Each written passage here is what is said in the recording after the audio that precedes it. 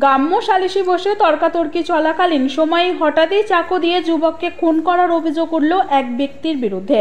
বৃহস্পতিবার রাত 8:30 নাগাদ ঘটনাকে কেন্দ্র করে ব্যাপক চাঞ্চল্যের সৃষ্টি হয় মুর্শিদাবাদের ফারাক্কা থানার তোফাপুর গ্রামে। পুলিশ সূত্রে জানা যায়, মৃত যুবকের নাম আশিকুল শেখ ওরফে টনি, বাড়ি ফারাক্কার তোফাপুর দক্ষিণ পাড়া গ্রামে। অভিযুক্ত ব্যক্তির নাম আব্দুল রাকিব। মৃতদেহ উদ্ধার করে ময়নাতদন্তে পাঠায় পুলিশ। স্থানীয় সূত্রে জানা যায়, একটি পারিবারিক বিষয়কে নিয়েই গ্রামের বিশিষ্ট কয়েকজন ব্যক্তিকে নিয়ে নিজেদের মধ্যে সালিশি করতে তোফাপুর গ্রামে বৈঠকে বসেছিলেন তারা।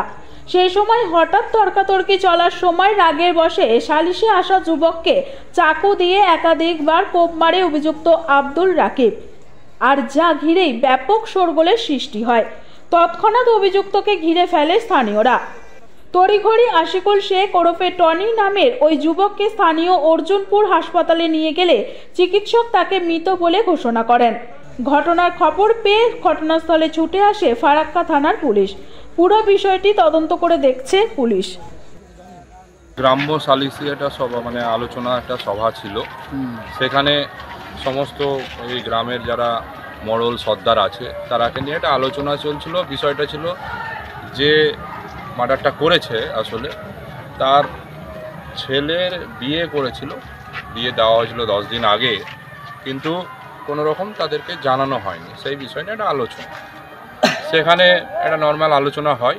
পরবর্তীতে যখন সেই আলোচনাটা শেষ হয়, তারপরে দেখা যায় যে হঠাৎ করে খেয়াল করা হয় এই ছেলেটাকে যে অ্যাকচুয়ালি মারা গেছে, যার নাম আশিকুল শেখ, তাকে হঠাৎ করে চাকু মেরে দেয় আর কি। যে মাটিতে লুটিয়ে পড়া অবস্থায় এই হসপিটালে আনা হয়েছিল। তো সেখানেই তো মোটামুটি আর কিছু ছিল না, যে মনে হয়েছিল যে না সেখানেই মারা গেছে। এখানে ডক্টর এসে বললো যে না মারা গেছে। চাকু মারার কারণটা কি? কারণটা এখনও কিছু বোঝাই যাচ্ছে না। এটা খুব যে কোনো রকম কারণ আছে তাও নয়, একটা আক্রোশ আর কি। ওখানে ওকে কোশ্চেন করেছিল, যে কেন এরকম করেছো, বাস এইটুকুই আক্রোশবশত এটা করেছে। পুরোনাথ বা আর কোনো কিছু বা রাজনৈতিক কোনো বিষয়, কোনো কিছু বিষয় এখানে নয় আর কি। পুলিশ এসেছিল? হ্যাঁ, পুলিশ এসেছিল। তারপরে তো হসপিটাল থেকে এখন বডি পাঠানো হলো পোস্টমর্টমের জন্য। কোথায় হয়েছিল ঘটনাটা? এটা ওই তোফাপুর দক্ষিণ পাড়াতে। গ্রামের দলের লোক ডাকলাম, মানে দল বলতে সমাজ? দলের লোক, সমাজের লোক। বললেন যে 97 ঘর আছে, যে সমাজের লোক ডাকলাম, হাজিরি হলো। হ্যাঁ, এই লোক মোটামুটি ধরলেন যে ভালোই পিটেছে, এক একটা হয়তো কম হয়েছে, তো লোক সবই পিটেছে।